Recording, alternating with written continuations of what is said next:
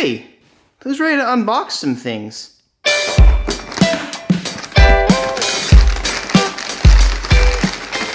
Hey! Looky! I got something special for you guys. Just listen up here. Every time you guys use my discount code at Griot's Garage for the month of August, you guys are entered into winning their Master Car Care Kit, which is a $300 deal. And I don't know if you guys like good deals like I do, but I like good deals. You guys should know by now that I've been doing detailing for a long time. I don't like just any brand. Griot's is all made in the US by their multiple full-time chemists. Hey, I got some shirts. Griot's doesn't just sell the really expensive, nice stuff that I use to detail, like full details on my Supra or my Skyline or my whatever other car I have. Griot's also sells stuff that you guys can use in your garage every day. This is my favorite right here. This is the coolest stuff in the entire world.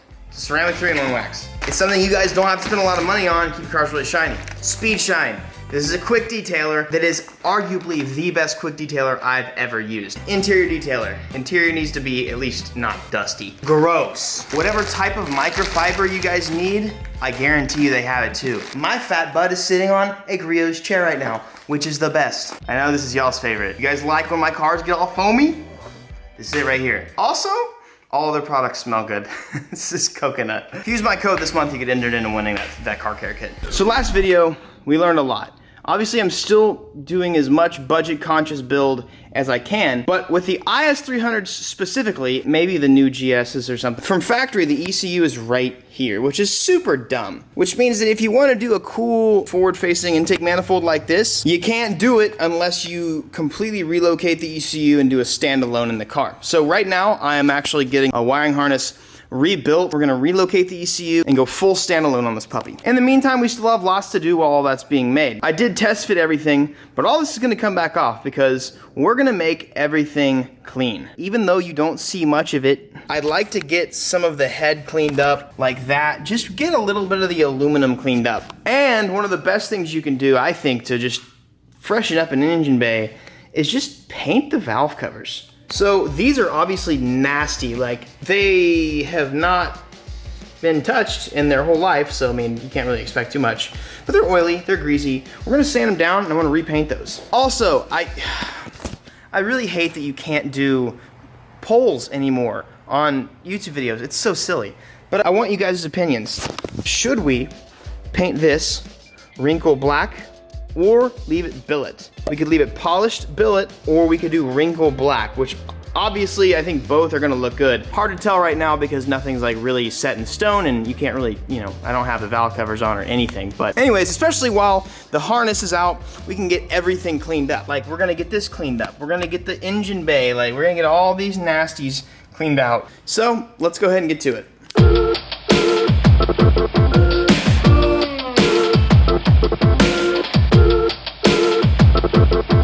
So now we're just down to the simplicity of the straight 6. It's just so simple. It's just a long block that sits right in the middle.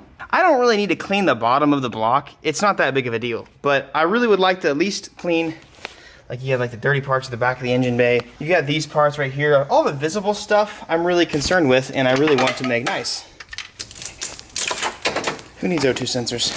At this point, any open water line needs to get closed off or recirculated somewhere. Thankfully, not touching the heater core hoses or anything like that. All that's super easy and good. I know for a fact this right here is a water line, and it does now it no longer goes to, I think it went to the throttle body. Gotta relocate this power steering. As you can see, this is major rubbing right here. It was not working too well. I need to take a bunch of bracketry out that no longer will be needed. Vacuum lines will either need to get plugged or recirculated back to their homes or another type of home. Fuel line will probably go ahead and cut or even just use like from here. I don't know. That should be simple. Fuel line, we might want to go ahead and cut, get out of the way, and then just move stuff where we need them. I do really want to go ahead and tape up these lines because they're gonna be really close to the turbo. I'll have a blanket on the exhaust side, but this is very close to brakes. And if this thing starts boiling, brakes stop working, and that means death. Griot's, sorry, this is a mess. Griot's actually has a couple things. Engine cleaner is probably gonna do the trick. And then they also have a multi-surface cleaner. If this bay was bad enough, I would just use engine degreaser, but I don't need to do that. I'm not likely going to be able to get a power washer in here because, you know, my engine's exposed in so many ways. My cams are exposed. Like the head is completely open right now, and that's a no bueno. These suckers need an entire transformation and facelift. Before we do that though, they have to be sanded, cleaned up. So we're gonna use some, honestly, probably just like brake cleaner, just to get it really cleaned off. Scotch-Brite or Brillo pads and just some either brake cleaner or something heavy gets these cleaned up really well.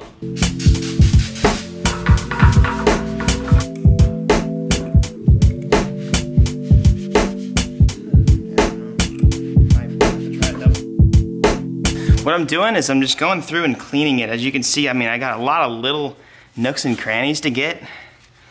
Like, I gotta make sure all the dirt and all the nasties are out of little crevices like this. And also, it really helps if you get a wire brush and start really scratching at the inside of these right here. There we go. Nasty. Everything has to be cleaned. If it still has all the dots and stuff on it, that's okay. We're still gonna end up sanding it a little bit, but as long as all the dirt and the grime gets out, kind of like this little spot right here that I missed, that's what you gotta do. Now, because of the lighting, you might not be able to tell, but here's the cleaned one. Here's the uncleaned one.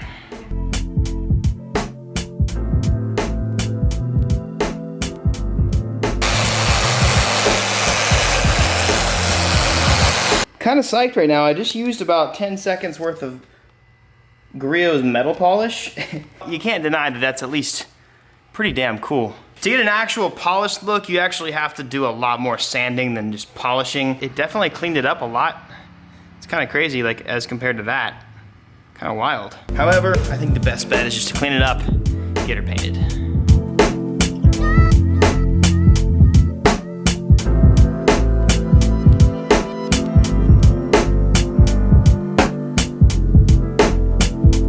As I've said tons of times before, the prep is the most important part.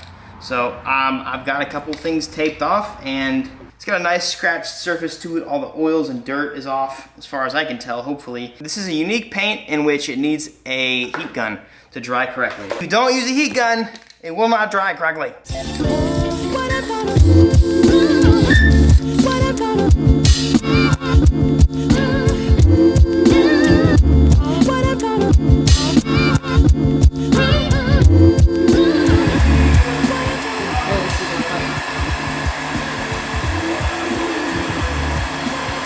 Crazy. Wow. I did have some people asking why not wrinkle red, because I know they make red. I think red in the engine bay, like too much of it, it's kind of obnoxious, especially if it's this much metal. I wanted to go with just a clean, simple look. You guys know me, I don't like to go extravagant. Anymore? It might, yeah. But I just wanted to go for something clean and simple. And this works really well. Black looks good. I'm sure red would too. I don't think I'm gonna be like, oh dang, I should've done red. That is just crazy. I like the black the best, babe. Wrinkle black, all of the thingies. Tweet.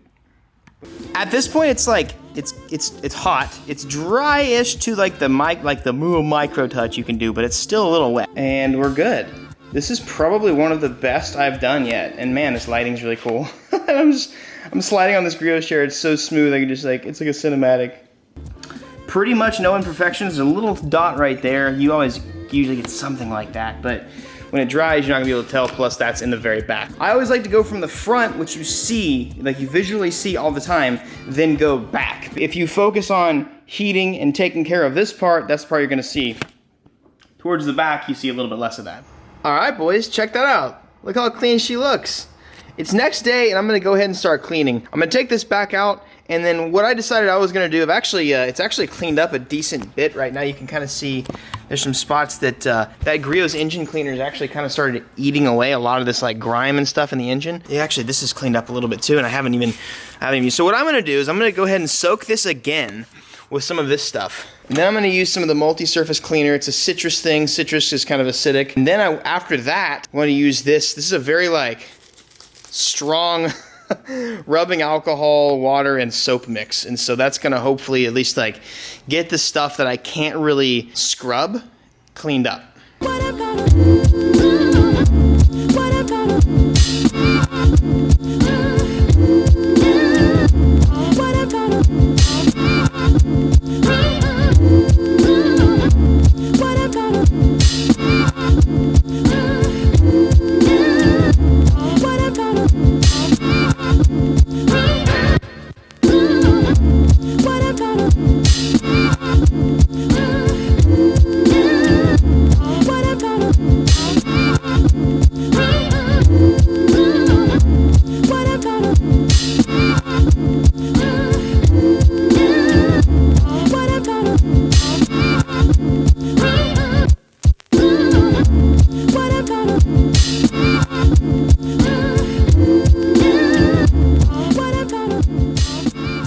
And there we go, boys.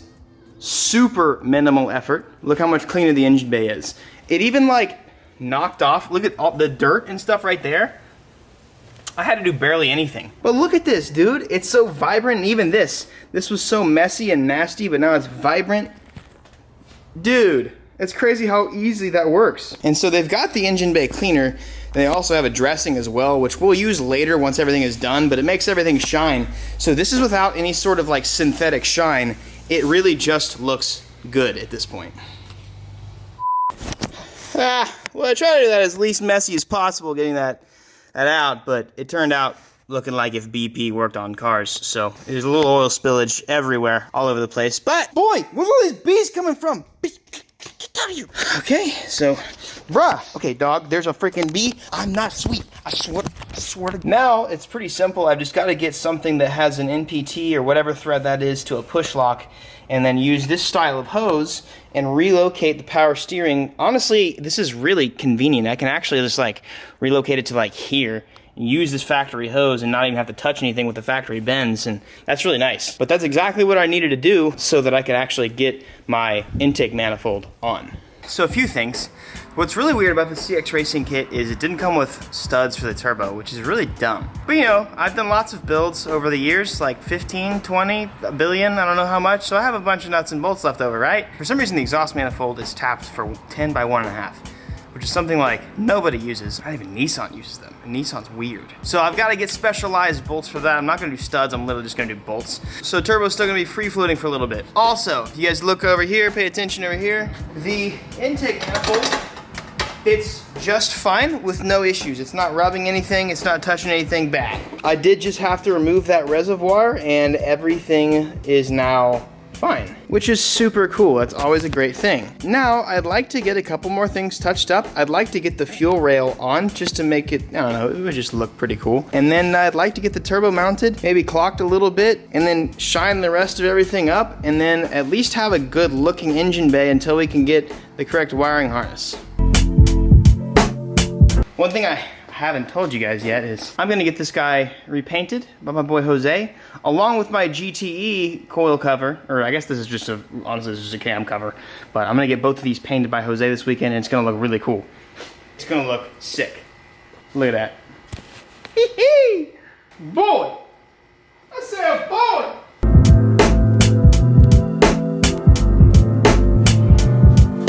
Whoo! That's a nice fit. Oh my god, dude. This might be one of the coolest IS300 engine bays I've ever seen, especially for an NAT, man. This is cool. So I'm gonna have to definitely have whoever welds this for me do an elbow, an actual cast elbow on that, so I can go forward with it and then probably go through here with intercooler piping. So, and then I'll end up having probably an intake around right here, because that's pretty far back to not have an intake on it. It's gonna be sucking in some pretty hot air. I'm also definitely, aside from having this turbo blanket on, I'm gonna have to wrap some of these wires, or not wires, but some of these lines in like heat tape to try and keep heat out as much as possible, especially these brake lines. It's gonna be really bad. And then I'm also gonna have to wrap the downpipe in heat wrap too. But aside from that, dude, this is a really, I mean, like that transformation just alone is just so nice. Now I'm just curious what this engine bay dressing is gonna do. I don't wanna get anything too oily, but it looks like it's just gonna make everything nice and shiny. Especially this especially this valve cover right here. It's almost making everything like shiny, bro. Look at this. All the lines, dude, all of that, all those lines, all these lines, I mean, shoot, even like the OE. Oh, it looks like I just overheated my car. Wow, I haven't used this stuff yet, and it's so nice, dude. Everything in the bay that's got like a plastic or just some kind of black or something that always gets like anything that just gets worn out looking, dude. It just completely changed it. Look at that. That is crazy. So shiny, like all this, now that I've cleaned it off, I wanted to re-shine it because they used Armor All and stuff on it whenever I bought it, so it looked all nice, but now it looks nice again. But it looks like this is like day one. I just bought this car. Like, look at the shine. The shine, and then also just like the VVT, dude, the forward-facing manifold, the big turb ski with the heat blanket. Oh! This thing is well, as of right now, it doesn't even run, but this thing looks like it's gonna be a sleeper. I'm actually considering like trying to like chop up the front bumper and just like hide the intercooler behind the OE front bumper for a little while. I would like to do a cool kit, but I also don't know. I mean, it might be really cool to just have this sucker as just a sleepy boy that nobody knows about. That is so sick, dude. One little final piece, I'm just gonna go ahead and pop the fuel rail on, and then that's gonna be the end of the cleaning up the bay. Just giving you guys a good look at this deep motor. Again, that's the brand of the intake manifold that I just bought on eBay. But it honestly, like fuel rails, just gotta have fuel go through it. And I'm gonna go ahead, I'm obviously gonna install this really well once I get this back out and really finalize it. But as of right now, like I'm just trying to make it look good.